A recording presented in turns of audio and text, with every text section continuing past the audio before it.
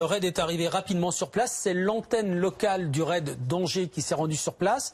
Et puis un effectif est arrivé donc de Bièvre, a quitté Bièvre pour rejoindre la zone.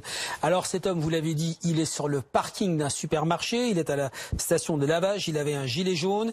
Il tient dans sa main ce qu'il prétend être une grenade létale. Ça n'est pas du tout sûr. D'ailleurs, il n'y a rien de moins sûr. Il l'a tout à l'heure dégoupillé, et puis il a remis la goupille.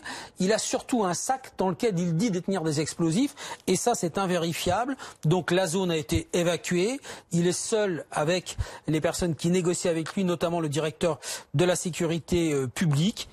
Il demande à ce que les gilets jaunes soient reçus et une audience avec Emmanuel Macron. C'est quelqu'un qui semble perturbé. Je ne sais pas si je l'ai dit, il a 45 ans. Il est connu des services. Il a donné ses papiers, des revendications peu claires. On rappelle que ce centre commercial, c'est l'un des principaux lieu de rassemblement des Gilets jaunes à Angers. Et le 17 novembre dernier, samedi, ce centre commercial avait dû être fermé. Alors ce qui fait peur, c'est bien sûr les armes qu'il peut avoir sur lui.